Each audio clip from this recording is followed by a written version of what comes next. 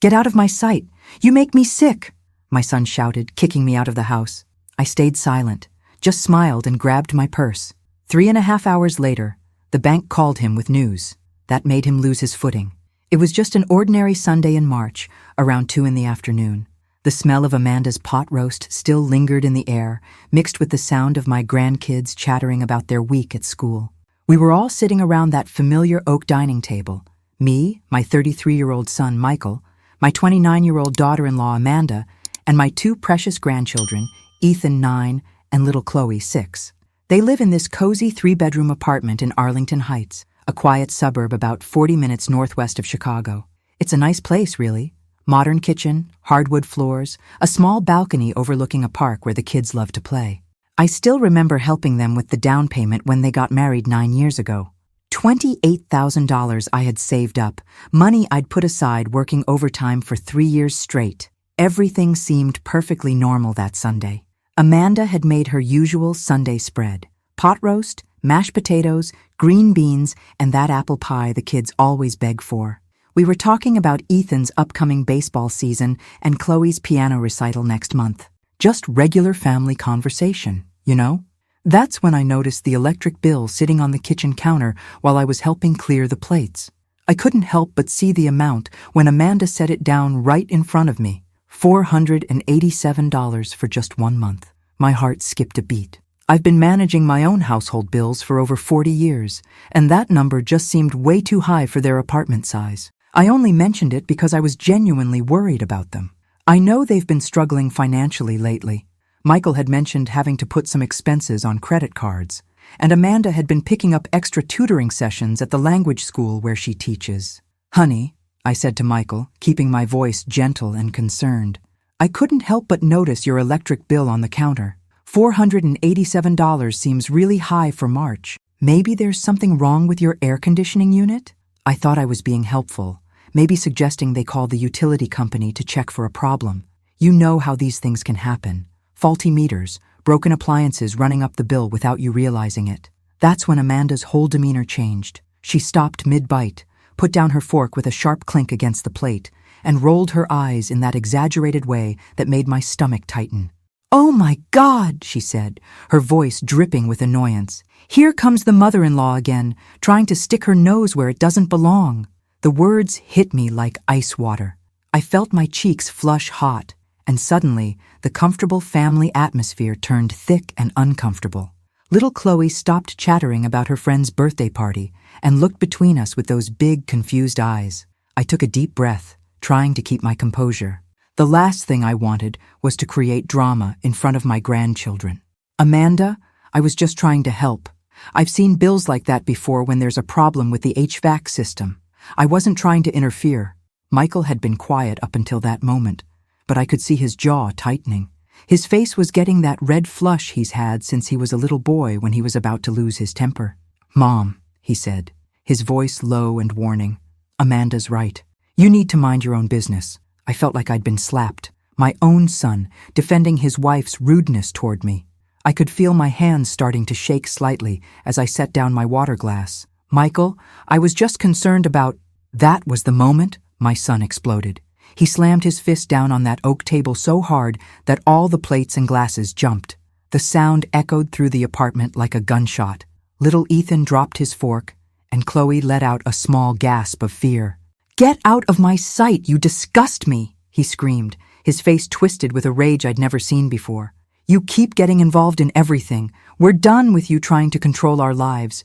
You're meddling and annoying, and we're sick of it." The words felt like physical blows. I sat there, frozen, feeling like someone had reached into my chest and squeezed my heart until I couldn't breathe. My own son, the little boy I'd rocked to sleep when he had nightmares, the teenager I'd helped with homework until midnight, the young man I'd been so proud to watch graduate college, was looking at me with pure hatred. Amanda didn't even try to calm him down.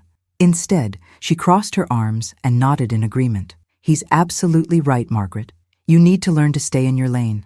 This is our house, our family, our bills. We don't need you commenting on everything we do." The kids started crying. Ethan's face crumpled as he looked back and forth between his dad and me, not understanding why Daddy was yelling at Grandma. Little Chloe's bottom lip quivered as tears rolled down her cheeks. I just sat there in total shock, looking at my own son, the child I'd raised by myself after his father abandoned us, the boy I'd worked 3 jobs to support, the young man I'd sacrificed everything for so he could have opportunities I never had. He was humiliating me, tearing me down in front of his children, in front of his wife who was clearly enjoying every second of my pain. My mind raced back to all those sleepless nights when he was little and had the flu, how I'd hold him and sing lullabies until his fever broke. I remembered working double shifts at the diner so I could buy him the baseball glove he wanted for his 10th birthday. I thought about all the times I went without new clothes or a decent meal so he could have what he needed for school. The silence that followed his outburst was deafening. Even the kids had stopped crying and were just staring with wide, frightened eyes. I could hear the kitchen clock ticking, could smell Amanda's perfume, that expensive stuff she always wore, mixed with the lingering scent of our ruined family dinner. My hands were trembling so badly, I had to clasp them together in my lap. My heart was pounding so hard, I thought everyone at the table could hear it. For a moment, I honestly thought I might faint right there in their dining room. I slowly stood up, my legs feeling unsteady beneath me. I picked up my purse from the back of my chair, taking care to move calmly and deliberately, even though inside I was completely shattered. "All right, son," I said, somehow managing to keep my voice steady and quiet. "I'm sorry for bothering you." I walked toward their front door, past the family photos on the hallway wall, pictures of Michael's college graduation, their wedding day, the kids' first steps, pictures where I was smiling proudly, where we looked like a happy family, pictures that now felt like lies. I could hear Ethan asking his mother, "Why was Daddy so mean to Grandma?" But I didn't wait to hear Amanda's answer. I walked out of that apartment with whatever dignity I had left, but inside, I was completely broken. If you're watching this, and you've ever felt invisible in your own family, stay with me. Because sometimes the people who are supposed to love us the most are the ones who take us for granted. And sometimes, you have to show them exactly what they'll lose when you're gone. Hit that subscribe button if you want to hear how this story ends, and let me know in the comments if you've ever dealt with a family member who didn't appreciate everything you did for them. Trust me, you're going to want to see what happened when I finally stood up for myself. Let me go back a little and tell you how I got here, because what happened next changed everything, and you need to understand the whole story. My name is Margaret Elizabeth Cooper. I'm 64 years old, and I've been working as an administrative supervisor at Henderson Building Materials in downtown Chicago for over 22 years. It's one of those old brick buildings near the Chicago River, the kind where you can hear the L train rumbling overhead every few minutes. I've got a corner desk on the 3rd floor where I manage inventory reports and coordinate with our construction contractors across the Midwest. I've been a widow for 14 long years now. My husband Robert died of a massive heart attack on a Tuesday morning in October 2011, right there in our kitchen while drinking his morning coffee and reading the Tribune. Michael was only 18 then, just starting his sophomore year at Northern Illinois University. One minute Robert was complaining about the Cubs' terrible season, and the next minute he was gone, just like that. No warning, no goodbye, no chance to tell him all the things I should have said. But honestly, I'd been raising Michael mostly by myself since he was 11 anyway. That's when his father, and I use that term loosely, decided that family life was too much of a burden and walked out on us. Just disappeared one day while I was at work and Michael was at school. Left a note on the kitchen table saying he needed space to find himself. What a coward. Never paid a dime of child support. Never called on birthdays. Never showed up to Michael's baseball games or school plays. Nothing. So there I was, a 36-year-old woman with an 11-year-old boy to raise and bills piling up faster than I could pay them. I worked any job I could get my hands on. Mornings at the insurance office filing claims, afternoons cleaning houses in Evanston for wealthy families who barely acknowledged my existence, and weekends waiting tables at Murphy's Diner on Lincoln Avenue. Some weeks, I was working 70 hours just to keep our little apartment and put food on the table. But Michael was always my pride and joy. Such a smart kid, you know? He made honor roll every semester, played first base on the high school baseball team, and had this infectious laugh that could light up any room. Even when money was tight, and Lord knows it was tight for years, I made sure he never felt like we were struggling. I'd buy generic cereal and day-old bread for myself, but he always had name-brand everything. New cleats for baseball season, a decent backpack for school, all the things a kid needs to fit in. When he graduated high school with a 3.7 GPA, I was so proud I cried right there at the ceremony. He'd gotten into Northern Illinois University for business administration, and even though the tuition was going to be a stretch, I was determined to make it work. I picked up extra shifts, sold my mother's antique jewelry, even took out a second mortgage on our little house in Cicero. Every semester, I'd write that check for $3,800, even if it meant eating ramen noodles for dinner and wearing the same winter coat for 5 years straight. That's where he met Amanda. She was in his accounting class junior year, pretty girl from Schaumburg with blonde hair and this sweet smile that could charm anyone. Her family owned a small chain of dry cleaners, nothing fancy but comfortable middle-class living.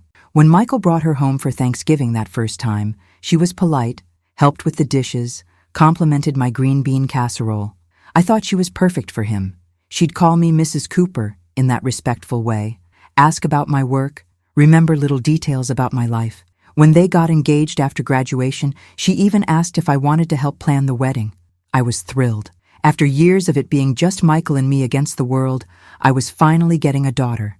The wedding was beautiful. Small ceremony at St. Mary's in Arlington Heights, reception at the Marriott with about 80 guests.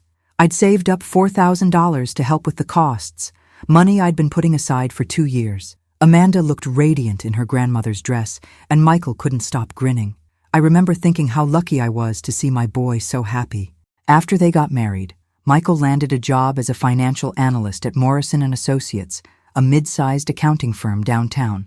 Good starting salary, about $52,000 a year, with benefits and room for advancement. Amanda got hired at Berlitz Language Center teaching English as a second language. She was making around $38,000, not bad for someone fresh out of college. When they started looking for their first place together, I knew they'd need help.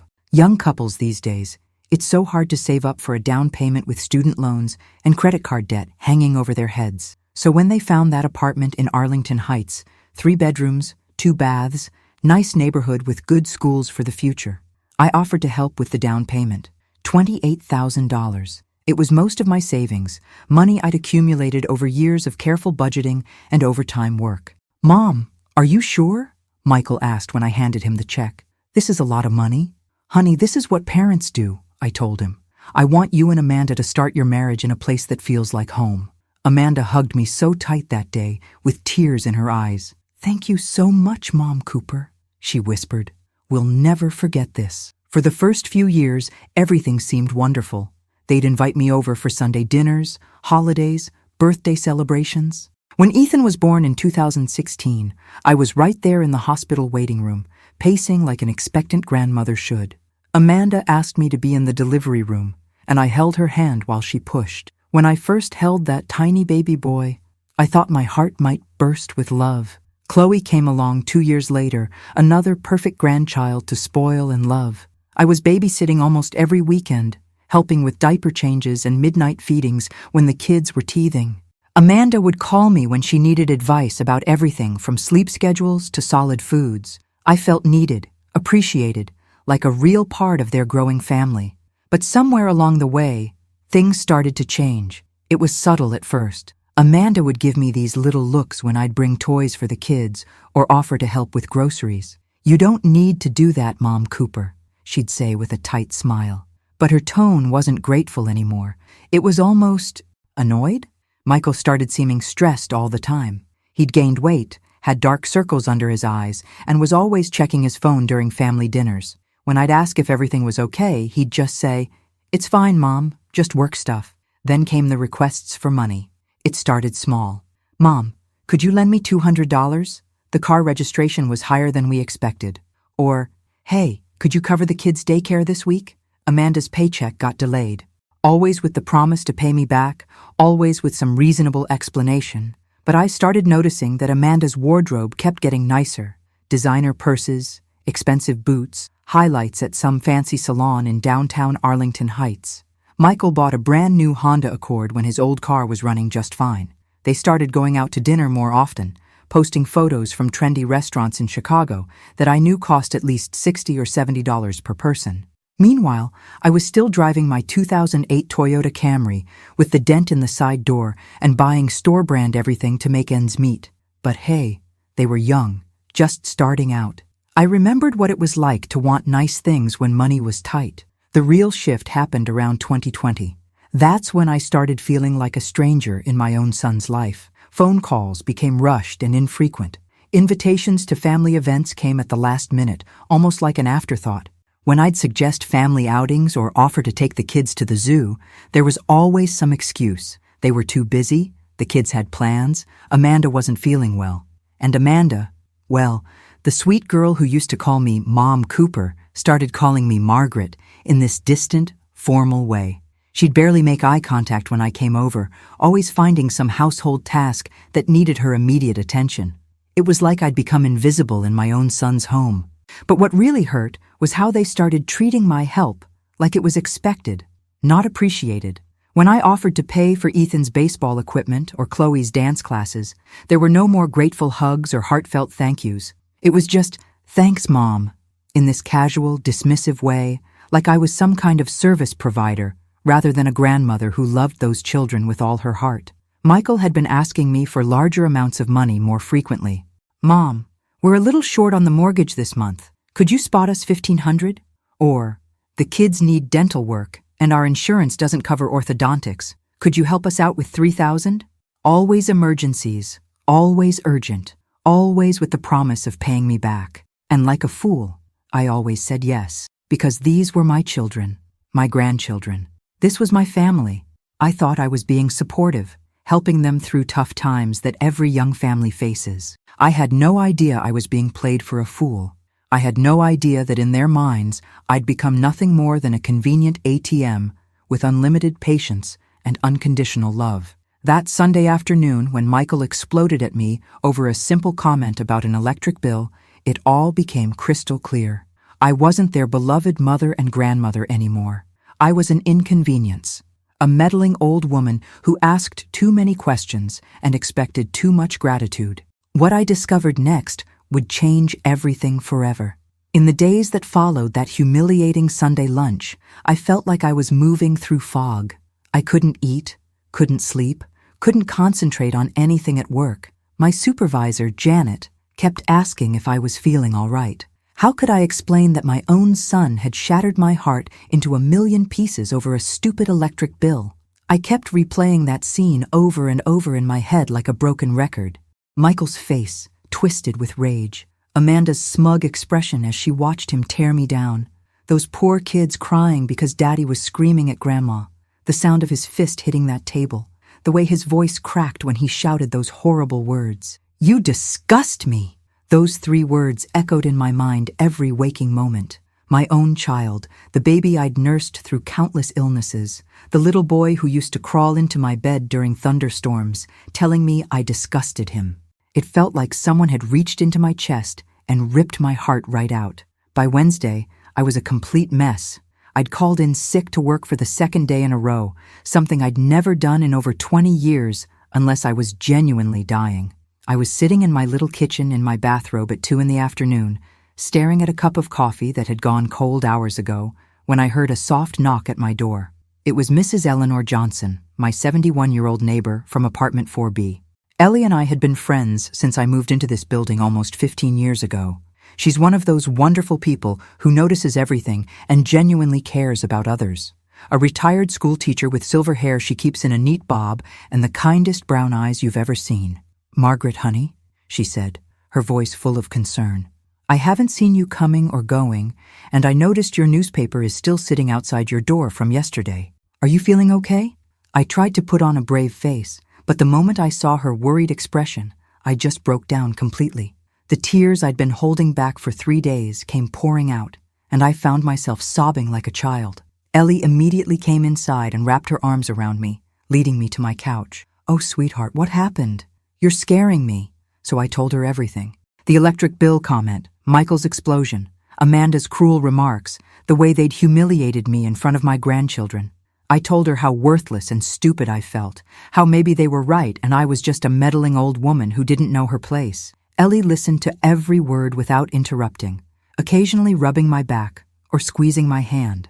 When I finished, she was quiet for a long moment, her teacher instincts clearly working. "Margaret," she finally said, her voice gentle but firm, "how long has Michael been asking you for money?" The question caught me off guard. "What do you mean?" "I mean exactly what I asked. How long has he been coming to you with financial emergencies?" I thought about it for a moment. "Well, I guess it started maybe 3 years ago. Little things at first, car repairs, medical bills, that kind of thing." "And how much would you say you've given him in total?" That's when I started feeling uncomfortable. "Ellie, he's my son. Family helps family. I'm not judging you, honey. I'm asking because I've been watching this pattern for a while now, and I'm concerned about you." She paused, choosing her words carefully. "How much, Margaret?" I got up and went to my small desk in the corner of the living room, where I keep all my financial records in a neat filing system. Robert always used to tease me about my obsessive record keeping, but it had served me well over the years. I pulled out the folder labeled Family Loans. Yes, I actually had a whole folder for it, and started adding up the numbers. $2,000 in January 2022 for unexpected dental work for Amanda. $800 in March 2022 when their car broke down and needed expensive repairs. $1,500 in June 2022 for Ethan's emergency surgery when he broke his arm. I later found out their insurance had covered most of it.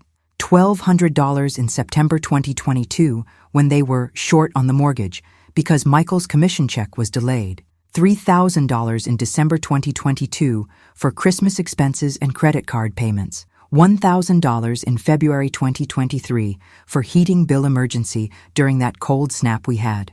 $2,500 in May 2023 for home repairs that apparently couldn't wait. $900 in August 2023 for back-to-school expenses for the kids. $1,800 in November 2023 when Amanda was between paychecks at the language center. $2,000 in February 2024 for another credit card emergency. The list went on and on, 27 separate loans over 3 years. As I added up the numbers, my hands started shaking. $18,437. $18,000 I had given them with the understanding that it would be paid back as soon as possible. Money that had never been repaid, never even mentioned again after the initial crisis had passed. "Oh my God," I whispered, staring at the total. "Oh my God, Ellie, look at this." She came over and looked at my calculations, her face growing more serious with each line item. "Margaret, this is almost $20,000 in 3 years." I felt sick to my stomach. "But they always said they'd pay me back. They always had good reasons." "I'm sure they did." Ellie's voice was gentle but knowing. "Tell me, in all this time, has Michael ever actually paid back any of these loans?" I thought hard, going through my memory and checking my bank records. "Well, no. But they've been struggling and I didn't want to add pressure." "Honey, sit down." Ellie guided me back to the couch. "I want you to think about something. In the last year, have you noticed anything about their lifestyle that seemed inconsistent with someone who's struggling financially?" That's when it all started clicking into place. Little things I'd noticed but dismissed. Amanda's weekly trips to that expensive salon on Northwest Highway where highlights cost over $200. The designer purses she carried, I'd seen the same Kate Spade bag at Macy's for $450. Michael's collection of golf shirts from brands like Polo Ralph Lauren that I knew cost at least $70 each. Their kitchen had been renovated last year with granite countertops and stainless steel appliances. When I asked about it, Amanda had mentioned it was just some updates, but I could tell those appliances were top of the line.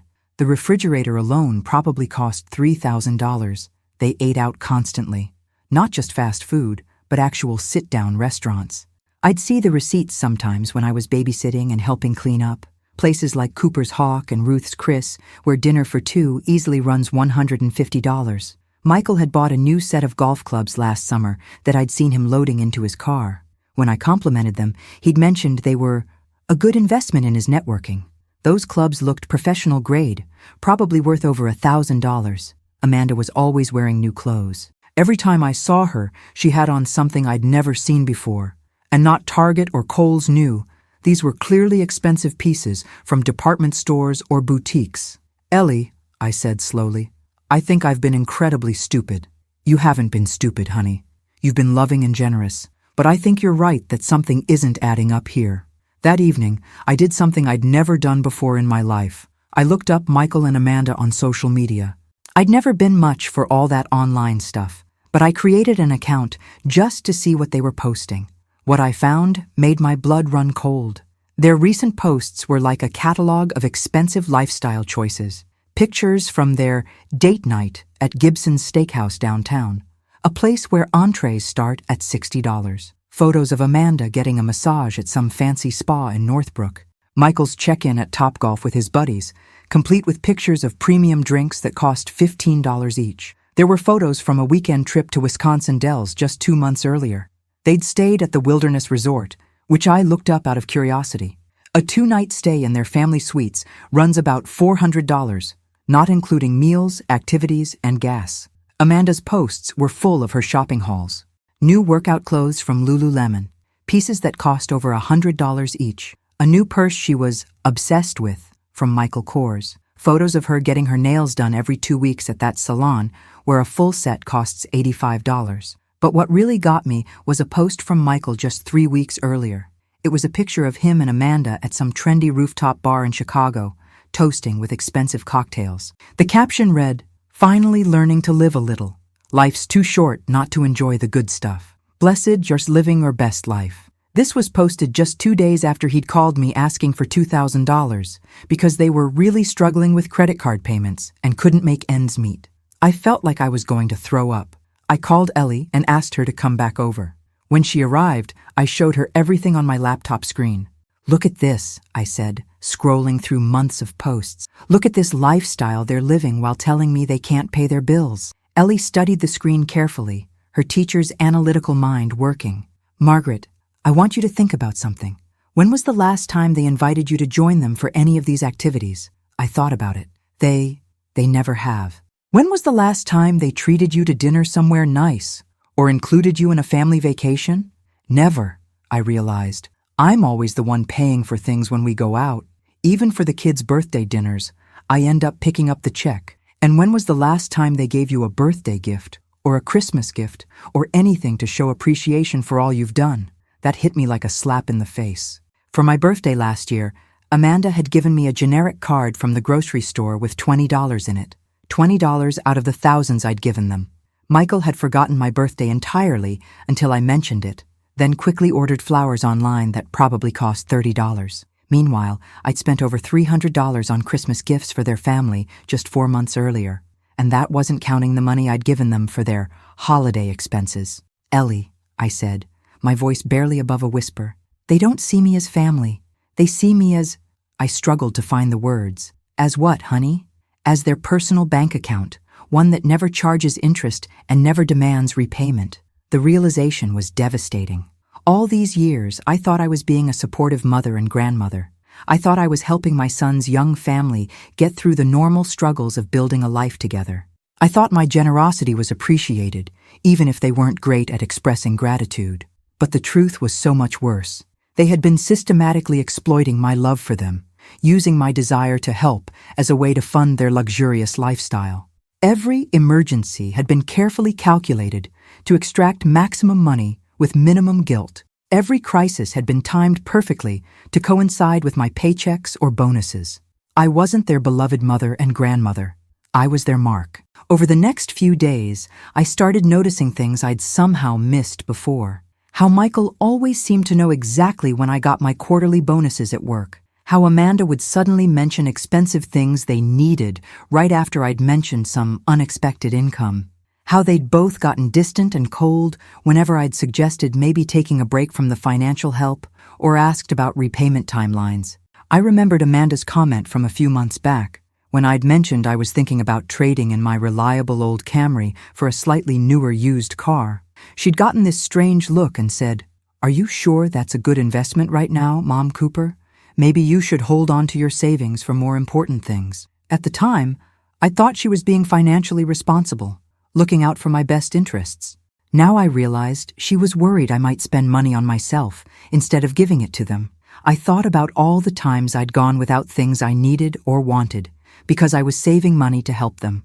The vacation to see my sister in Florida that I'd canceled because Michael needed money for home repairs. The new winter coat I'd put off buying because Amanda was having a financial emergency. The dental work I'd postponed because they needed help with their mortgage. Meanwhile, they were living like people who made twice their actual income, funded entirely by my sacrifices and love. But what I discovered next was even worse, and it would change everything forever. The next morning, I woke up with a clarity I hadn't felt in years. Maybe it was anger, maybe it was hurt, but something inside me had shifted overnight. I was tired of being treated like a fool. I was tired of making excuses for people who clearly didn't respect me. And most of all, I was tired of being invisible in my own family. I decided to do something I'd never done before. I was going to investigate my own son's financial situation. It sounds terrible when I put it that way, like I was some kind of private detective spying on my own family.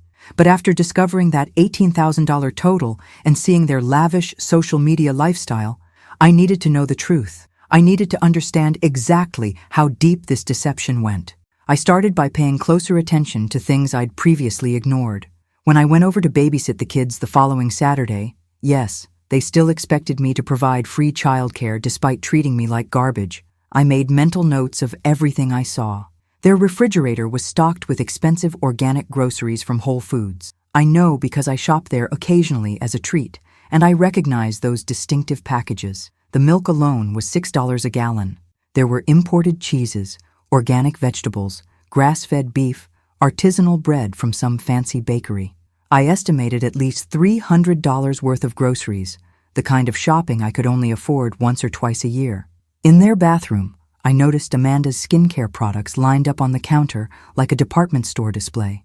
La Mer moisturizer that I knew cost over $200 for a small jar. Expensive serums and treatments that probably added up to more than I spent on groceries in a month. Michael's closet was visible from the hallway, and I could see multiple suits hanging there. Not department store suits, but the kind from Men's Warehouse, or Joe's, a bank, that cost several $100s each. His shoe collection included at least 4 pairs of dress shoes that looked like they came from somewhere much more expensive than Payless. But what really opened my eyes was overhearing a phone conversation Amanda was having while I was in the kitchen with the kids. She was in the living room, talking to someone about planning a girls' trip to Nashville for her friend's bachelorette party. "Yeah, I already booked my flight for $320, she was saying, "and the Airbnb is going to be about $200 per person for the weekend. Plus we're doing that Pedal Tavern thing and dinner at that steakhouse you mentioned." I nearly dropped the cup I was washing.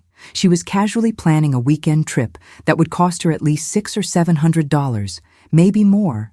This was the same woman who had called me crying 2 weeks earlier because they couldn't afford the co-pay for Chloe's pediatric checkup. When she finished her call, I couldn't help myself. "That sounds like a fun trip you're planning." She got this deer-in-headlights look for just a second before recovering. "Oh, that. Yeah, it's Sarah's bachelorette party. I've been saving up for it for months." Saving up, while asking me for money for basic expenses. That evening, I did something that felt wrong but necessary. I started following their social media accounts more closely, not just looking at recent posts, but going back through months of their online activity. What I found was like a catalog of financial dishonesty. In August 2023, the same month Michael had asked me for $900 for back-to-school expenses, they had posted pictures from a weekend in Milwaukee. Professional baseball game, expensive seats behind home plate, dinner at what looked like a high-end restaurant with craft cocktails and appetizers. Amanda was wearing a brand new Brewers jersey that probably cost $60. In November 2023, when Amanda had told me she was between paychecks and needed $1,800 to cover bills, they had posted photos from an elaborate birthday party they'd thrown for Ethan. Not a simple backyard party, but something catered with a bounce house rental, professional decorations, and what looked like enough food for 50 people. The birthday cake alone looked like it came from some expensive specialty bakery. December 2023 was the worst. That was when they'd asked me for $3,000 for Christmas expenses and credit card payments. But their Christmas morning photos showed a living room absolutely overflowing with presents. New bikes for both kids, not cheap ones from Walmart. But those expensive Trek bikes that cost several $100s each, a huge new television mounted on the wall, gaming systems, tablets, designer clothes, toys everywhere. I started calculating in my head. Those Christmas gifts alone probably cost more than the $3,000 they'd gotten from me, which meant they'd used my money to pay their regular bills while spending their own money on creating this extravagant Christmas display. But the absolute worst discovery came when I was scrolling through Michael's posts from February 2024.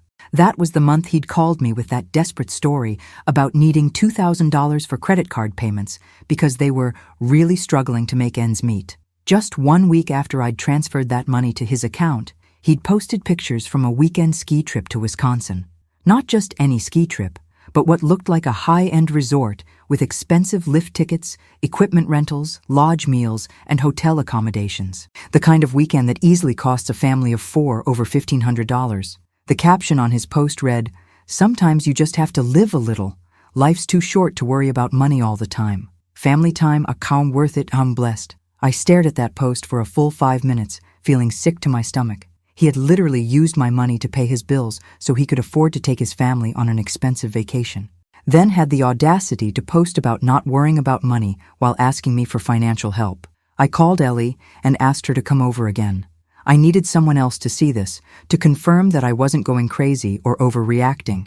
When she arrived, I showed her everything I'd discovered. The grocery bills, the social media posts, the timeline of their requests for money versus their spending patterns. Ellie studied everything with the sharp, analytical mind of someone who'd spent 40 years dealing with teenagers and their elaborate excuses. When she finished, she looked at me with a mixture of sadness and anger. "Margaret, honey, they're not struggling financially. They're living beyond their means and using you to subsidize their lifestyle. But they both work. They both have decent jobs. Yes, and if they lived within their actual income, they'd be fine. Maybe not wealthy, but comfortable. Instead, they've decided they deserve to live like people who make twice what they actually earn. And they've made you their personal funding source." I felt like I was going to cry again. How could Michael do this to me? I raised him better than this. Some people change when money and lifestyle become more important than family relationships, Ellie said gently. And sometimes, people who've always been taken care of start to feel entitled to that care, even when they're adults who should be independent. That afternoon, I made a decision that would have seemed impossible just a week earlier. I was going to cut off all financial support immediately and demand repayment of the money I'd already given them. But first, I needed to understand exactly what I was dealing with. I spent the weekend creating a comprehensive timeline of every loan, every request, every financial emergency they'd claimed to have. I cross-referenced it with their social media posts and the expensive purchases I'd observed. The pattern was undeniable and disgusting. They had systematically exploited my love and generosity to fund a lifestyle they couldn't afford on their own. Every time I gave them money for emergencies, they used it to pay their regular bills so they could spend their own money on luxury items and experiences. They had turned me into their personal financing company, except I was offering 0% interest and never expecting repayment. But what hurt most was realizing how calculated it all was. This wasn't just financial irresponsibility or poor planning. This was deliberate manipulation. They knew exactly what they were doing when they called me with their sob stories. They knew I couldn't say no to helping my son and grandchildren. They knew I'd sacrifice my own needs to make sure they were okay. And they had been counting on that love and generosity while living lives of luxury and posting about how blessed they were. The final straw came on Tuesday evening when my sister Patricia called with some information that left me absolutely stunned. Patricia is my late husband's sister, and she still lives in Arlington Heights, not far from Michael and Amanda's apartment. We've stayed close over the years, especially since she adores Ethan and Chloe and tries to see them regularly. "Margaret," she said, her voice careful and concerned, "I need to tell you something, but I'm not sure how you're going to take it." My heart started racing. "What is it, Patty?" "I was at Woodfield Mall yesterday afternoon, just doing some shopping, when I saw Amanda in the food court with a friend I didn't recognize. They were sitting pretty close to where I was eating, and I couldn't help overhearing their conversation." "Okay, Margaret, honey, she was talking about you, and not in a nice way." I felt my stomach drop. "What did she say?" Patricia was quiet for a moment, clearly struggling with whether to repeat what she'd heard. She was complaining to her friend about how you always comment on their expenses and ask questions about their finances. She said, Patricia paused again. Just tell me, Patty. I need to hear it. She said, thank God my mother-in-law pays for so much stuff for the kids. Otherwise there's no way we could maintain our lifestyle. But she's getting really annoying lately, always asking questions about our bills and acting like she has a right to know how we spend money. I keep telling Michael he needs to set boundaries with her. The words hit me like a physical blow. She said that? Those exact words? There was more, honey. Her friend asked if you were giving them a lot of money, and Amanda laughed and said, are you kidding? She's been basically subsidizing our lives for 3 years. Every time we want to do something fun or buy something nice, we just call her with some emergency and she writes us a check. It's like having a rich relative, except she's not actually rich, she just can't say no. I felt like the room was spinning. Oh my God. Then her friend said something about feeling bad about taking advantage of you, and Amanda said, Patricia's voice got very quiet. She said, look, if she wants to throw her money at us, that's her choice. We never forced her to help. And honestly, it's kind of her job as a grandmother to make sure the kids have everything they need, right?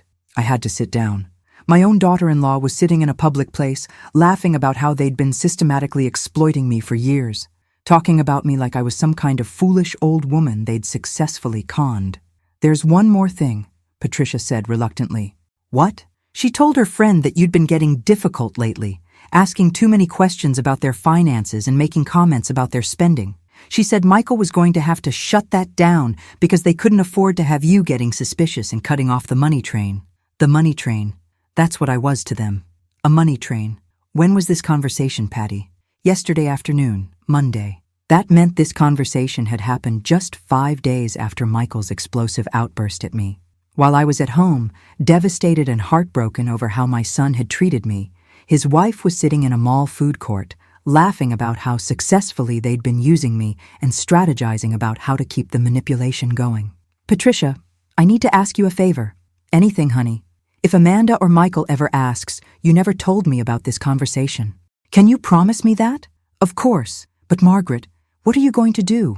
I was quiet for a long moment, feeling something cold and determined settling in my chest. I'm going to show them exactly what happens when the money train stops running.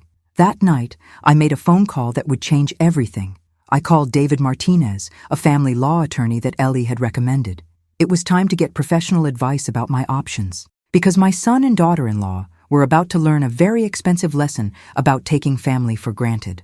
What would you do if you discovered that the people you loved most were deliberately exploiting your generosity? Let me know in the comments, because what I did next surprised everyone, including myself. David Martinez turned out to be exactly what I needed, a calm, professional family law attorney with over 20 years of experience dealing with financial disputes between relatives. His office was in a modest building in downtown Chicago, nothing fancy, but his credentials on the wall spoke for themselves. When I walked into his office that Thursday morning, I brought everything with me. My carefully organized folder of family loans, printouts of Michael and Amanda's social media posts, my calculations showing their spending patterns, and a timeline of every financial request they'd made versus their actual lifestyle. Mr. Martinez listened to my story without interruption, occasionally taking notes on a yellow legal pad. When I finished, he studied my documentation for several minutes before speaking. Mrs. Cooper, he said finally, I want to be very clear about something. What you're describing isn't just poor financial planning or taking advantage of family generosity. This appears to be a systematic pattern of financial exploitation.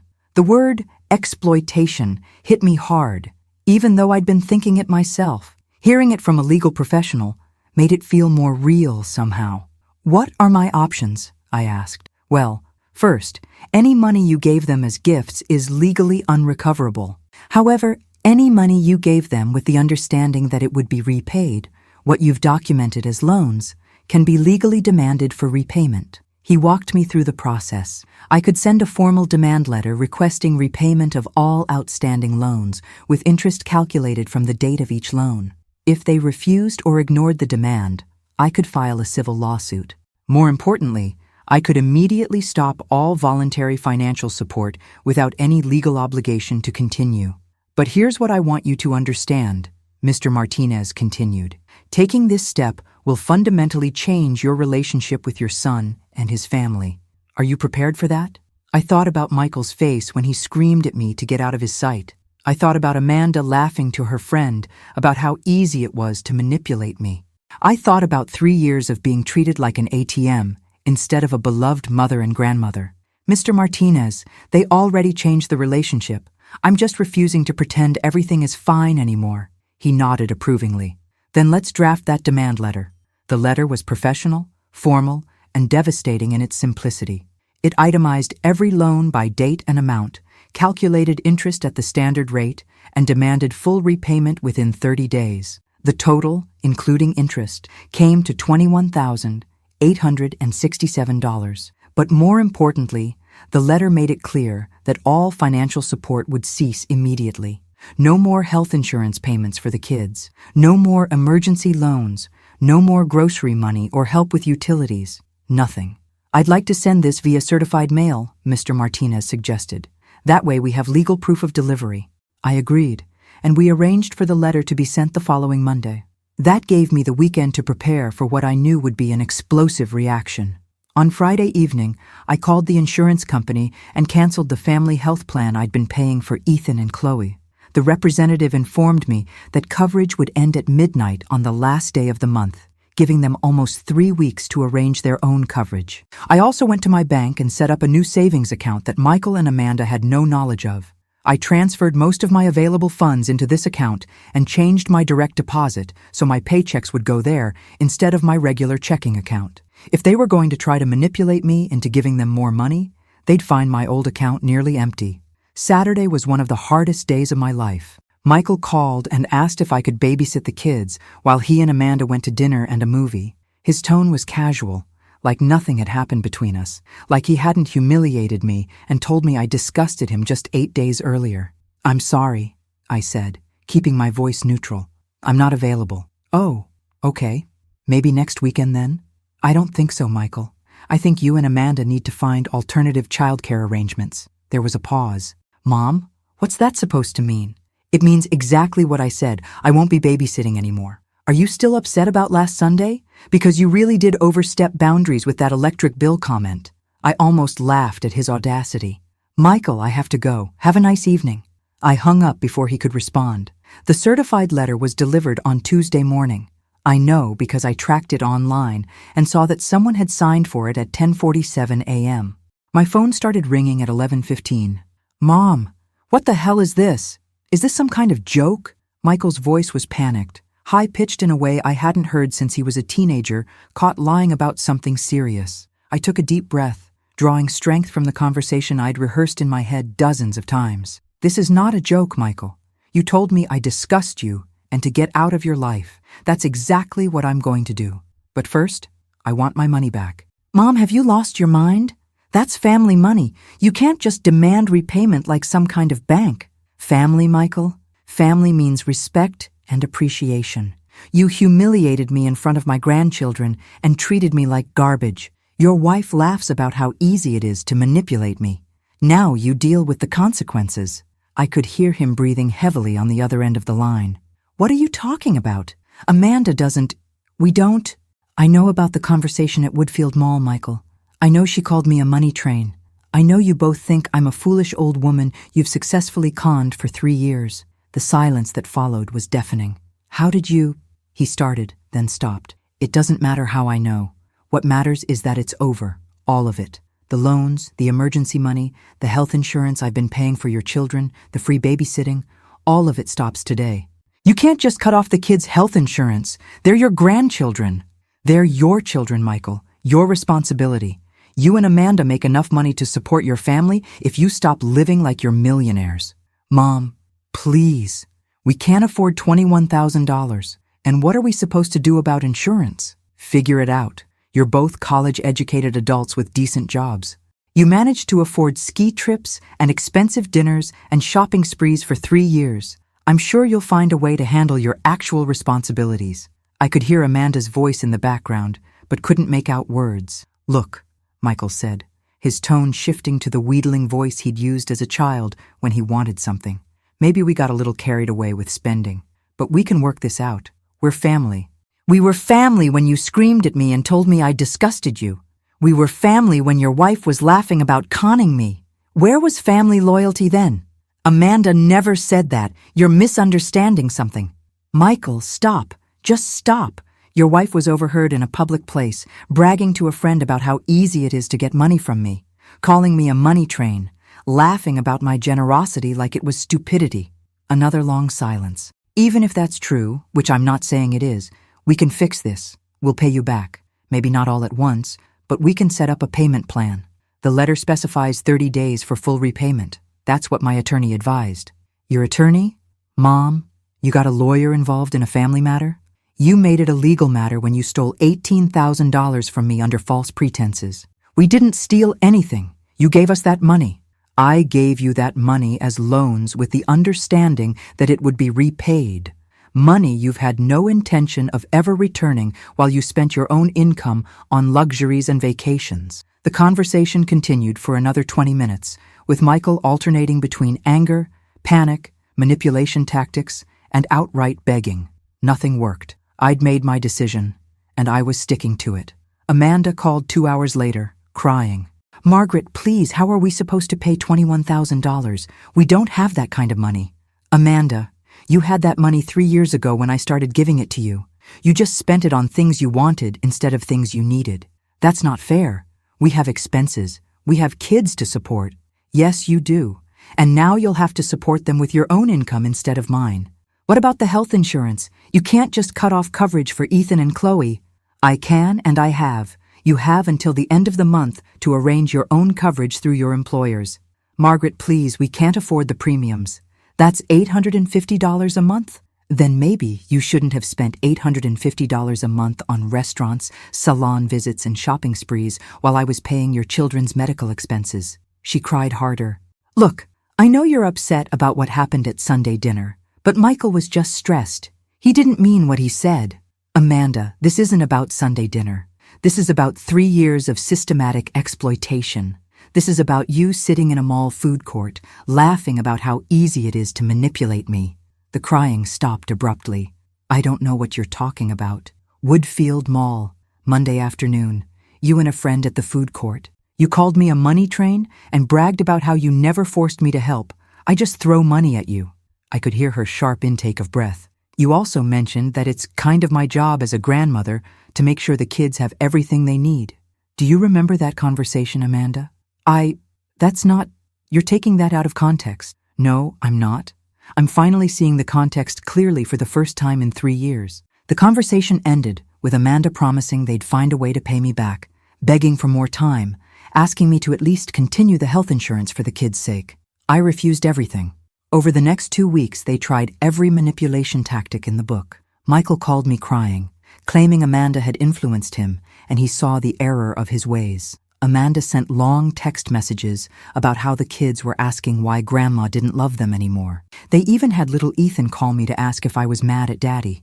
That last one almost broke my resolve. But I realized that using the children as emotional weapons was just another form of manipulation. If they were willing to upset their own kids to try to get money from me, they were even worse than I'd thought. On the Thursday before the 30-day deadline, Michael appeared at my apartment building. The security desk called up to ask if I wanted to see him. I almost said no, but decided I owed it to myself to face this head-on. He looked terrible when he walked into my apartment. He'd lost weight, had dark circles under his eyes, and his clothes looked wrinkled like he'd slept in them. For a moment, my maternal instincts kicked in, and I wanted to hug him and make everything better. But then I remembered his face when he told me I disgusted him. I remembered Amanda's laughter at my expense. I remembered 3 years of being treated like a fool.